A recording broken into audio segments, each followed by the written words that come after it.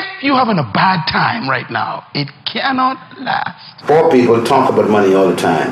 Rich people talk about things. Wealthy people, they talk about ideas. Instead of waiting for someone to give you a job, create your own work. He was a Bahamian evangelical Christian and ordained minister. He founded the Bahamas Faith Ministries International. He was the CEO and chairman of the International Third World Leaders Association. He's Myles Munroe, and here's my take on his top 10 rules for success. Rule number 5 is my personal favorite, and make sure to stick around all the way to the end for some special bonus clips. And as always, as Myles is talking, if he says something that really resonates with you, please leave it in the comments below and put quotes around it so other people can be inspired as well. Enjoy.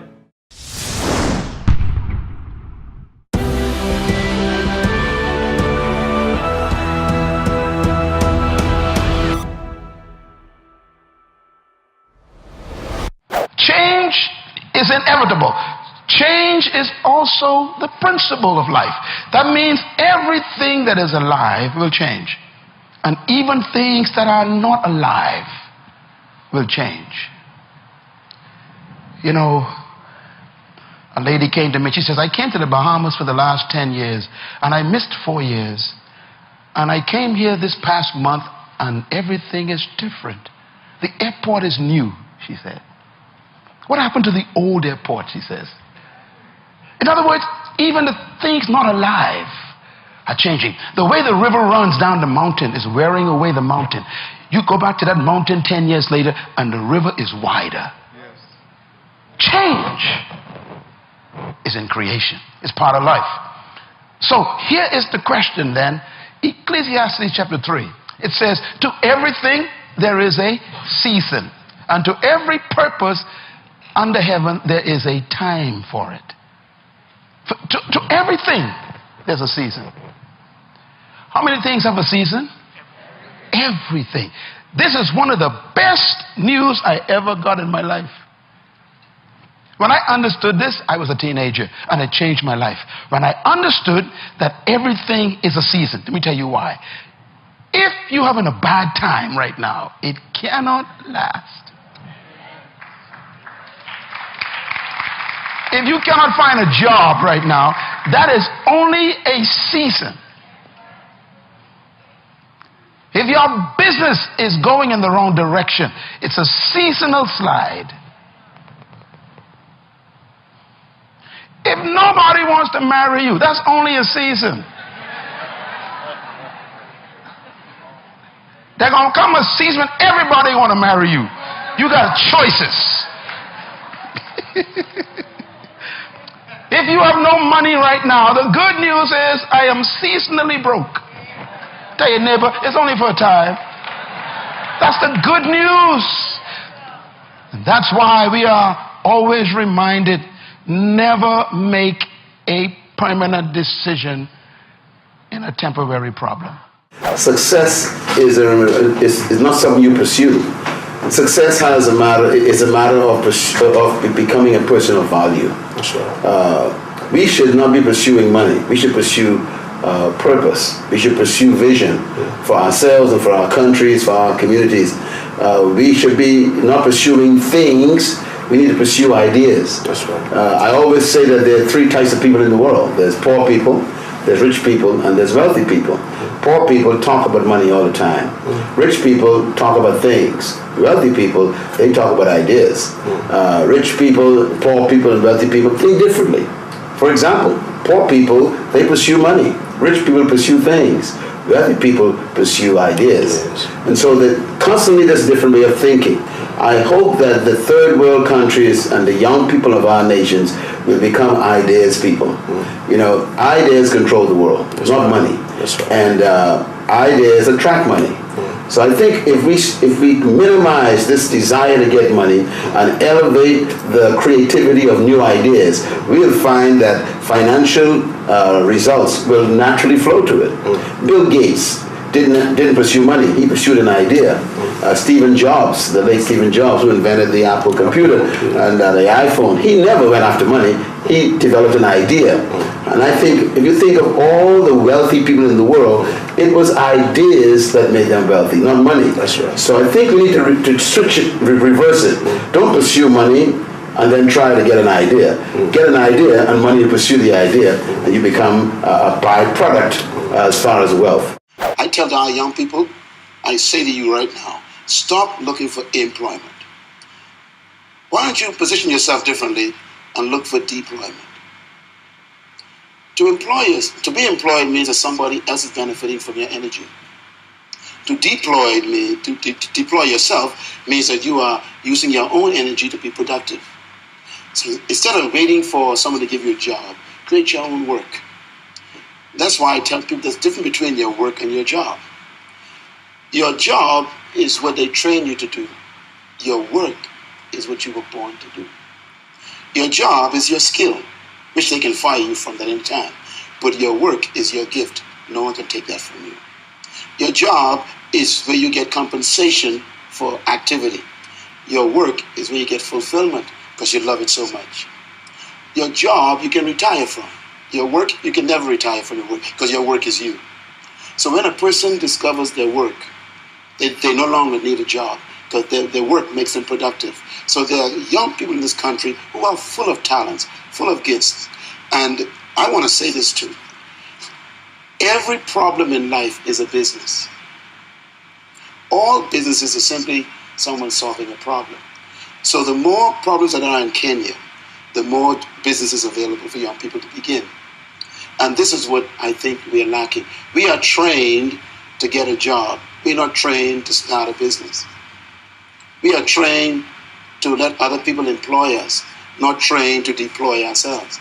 Do we sit down and let change just happen to us? Or are we just watching change happening around us? Or are we aware that change is happening within us? Or are we going to be those proactive people who make sure that we affect what happens to us? Change also produces 4 types of people. They are in this room. First of all, there are people who watch things happen. Now, let me say something about change. This is important here. Not all change is improvement. You used to weigh 128.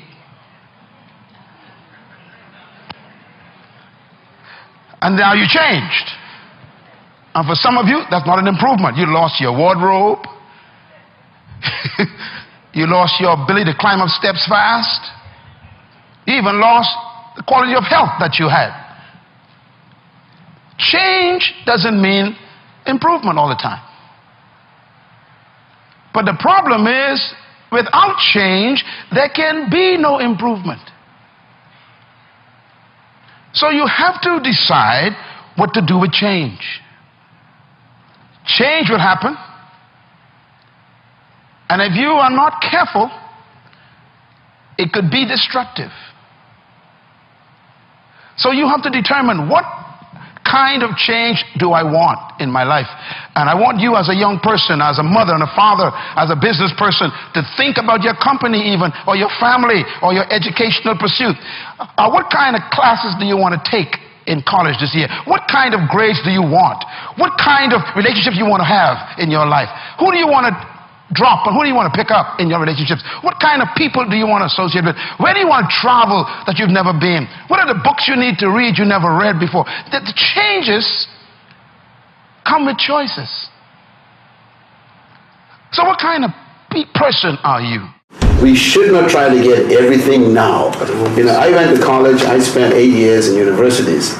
I have 3 bachelor's degrees, a master's degree, 5 doctorate degrees bestowed upon me by many different universities. And many of my friends that went to school with me in high school, they went straight to jobs. I went to college. You know, they started making money early. I delayed my money making for 5 years. And now, what they make in a year, I probably make in an hour. So, you know, we need to be more focused on developing ourselves rather than trying to grab money now. Focus on self-improvement, self-expansion, rather than trying to get your pocket to expand. Because the more valuable you make yourself, the more value you attract. You're not paid for how hard you work. You're paid for what you are worth to the organization. That's right. And the more intellectual development you have, the more spiritual development you have, the more psychological development you have, emotional stability, you become more valuable to the world. And let me say this finally. If you become valuable to the world will pay you to be yourself.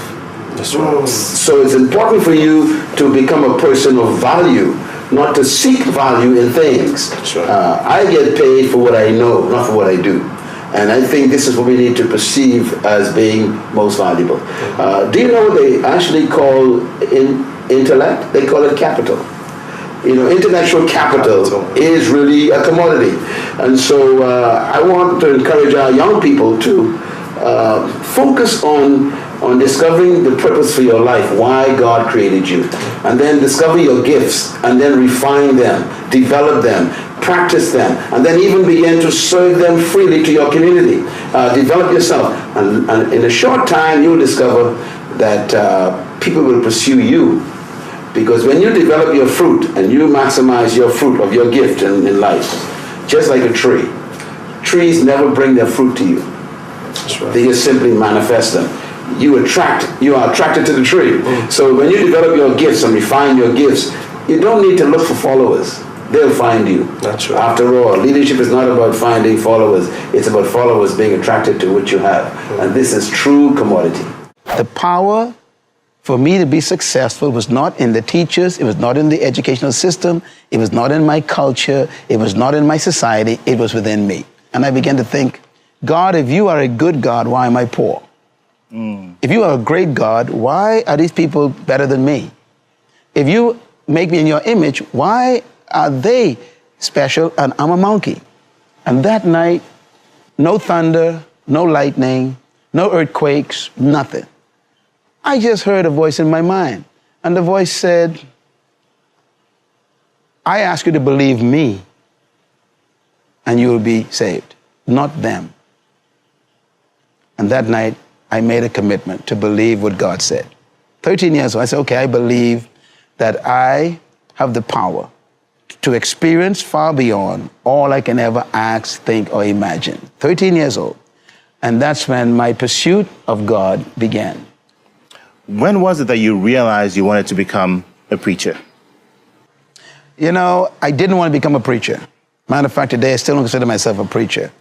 I think it drove me to have a passion to help everybody who's been oppressed.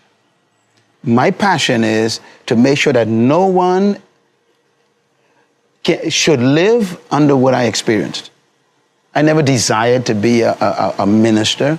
I desired to help people. You should never judge your success by other people's accolades. You judge your success by God's instruction to your life and how well along you are with that instruction. Because I found out something in life, the average human being is so mediocre that to be a genius, just do a little extra. Y'all missed that. People are so normal. To be an expert, just go 1 inch abnormal, and they think you're great. So don't judge your success by the masses, what they think of you. Judge yourself by what God told you to do. Can I put it another way? When experience is your best teacher, then progress is imprisoned. Experience could be a curse. I've been taught by my parents years ago that experience is the best teacher. I don't believe that anymore.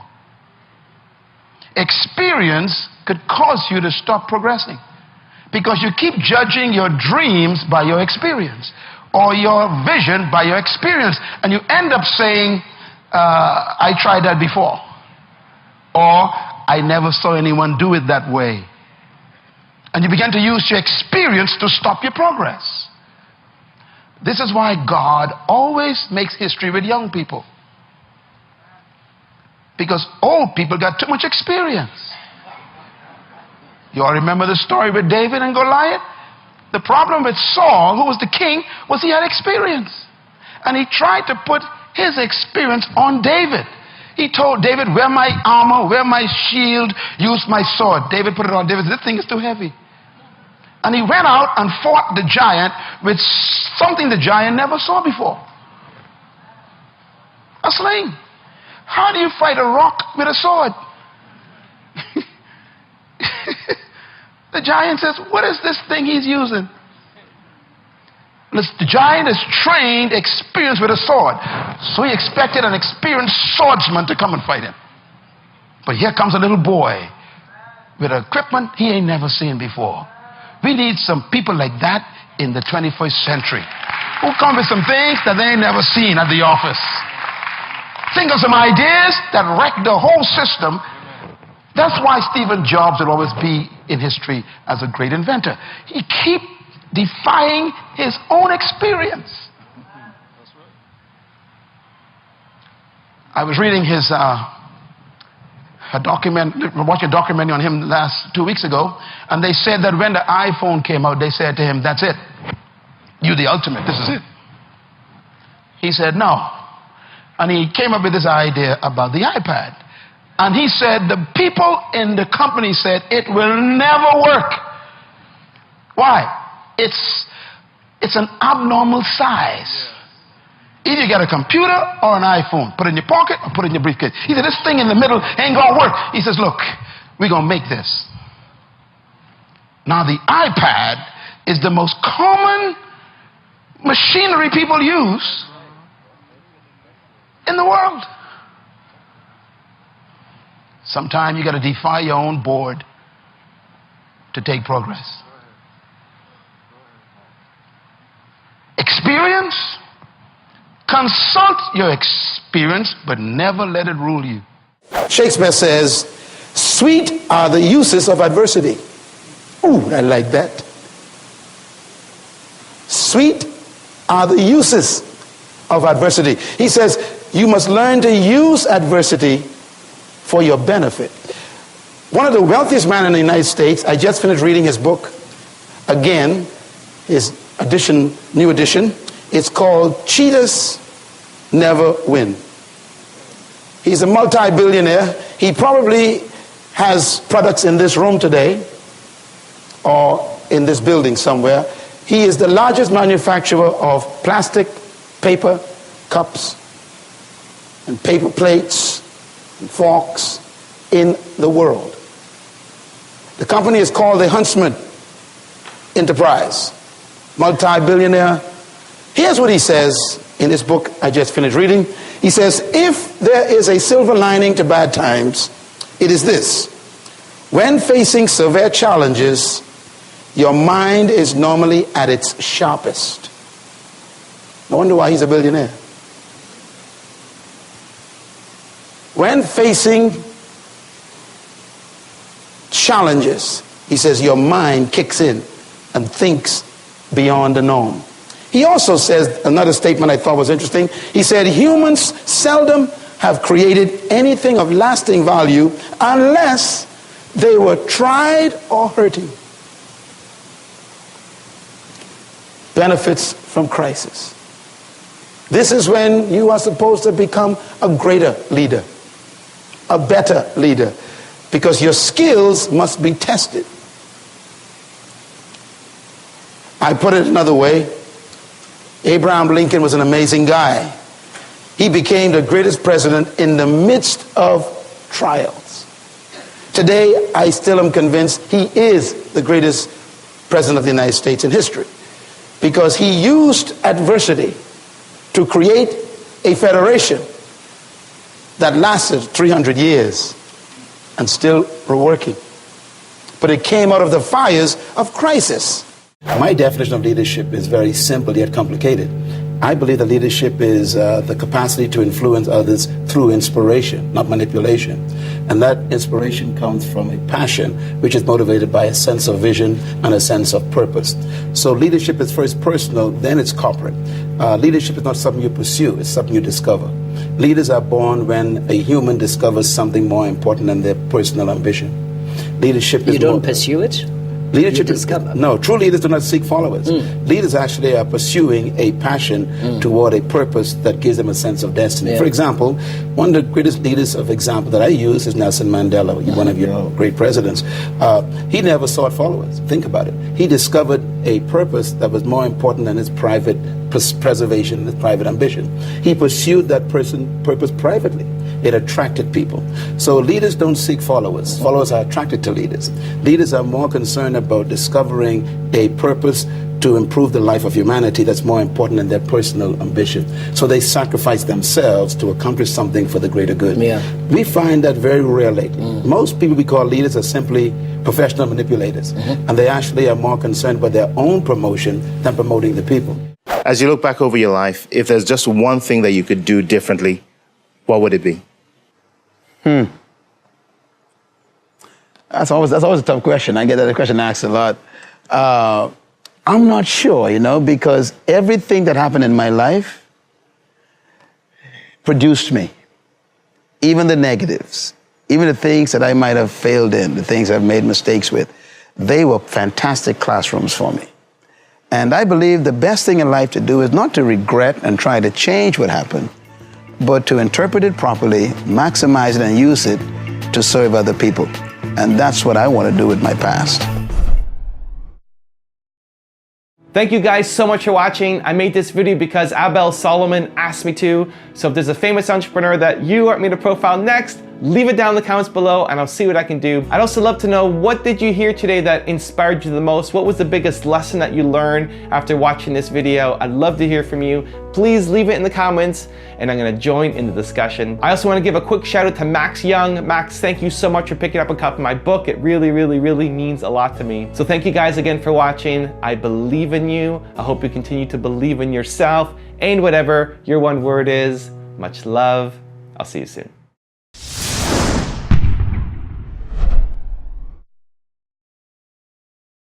I want to focus on discovering and releasing, how to release your hidden greatness. Every human being in this room and those watching by the internet, you have inside of you, I have no doubt about it, greatness. But most people will die with their greatness on the inside. And this is why we have this conference. Because we don't want you to be one of those persons who die with their greatness. Let me say a few comments about greatness. Every human desires two things in life. I want you to write them down. Two things every human wants. 6 billion of us, and now 7 billion since last April on this planet, want two things. And everything you do is motivated by these two things. One, we want power. Every young person, every old person wants power. We got to talk about what power is. And the second thing we want is greatness. We don't talk about these too much, but every human being wants power and they want greatness. This is why we are motivated to wear certain clothing. We call them power clothing. This is why we try to join a gang, because being in a gang of people gives you power to threaten other people. This is why we would actually want to steal money or gain money, because money gives you power to buy things that you want to make you feel important. Everything we do is motivated by these two things, power and greatness. Now, I want to mention something about power. What is power? Power, I want you to quote it with me out loud up on the board so you can remember it when you leave here. What is power? Read it. Power is the ability and the capacity to control circumstances and in the environment. That's power. Power is what? The ability to control circumstances and to control your environment. That's what power is. And everybody wants it. The politician wants it. The banker wants it. The parent wants it. The young person wants it. Everybody wants power to control circumstances. What is greatness? Write this down. Greatness, out loud please, is a sense of value, importance, and significance. That's greatness. Greatness is when you feel that you are important to the world. You feel great when you feel that you are valuable to society. Greatness is when you feel that you are significant. to your generation. In other words, the desire for all of us to be great and to control our environment is natural. You, as a 16-year-old, your desire to become the head of the class is a desire for greatness.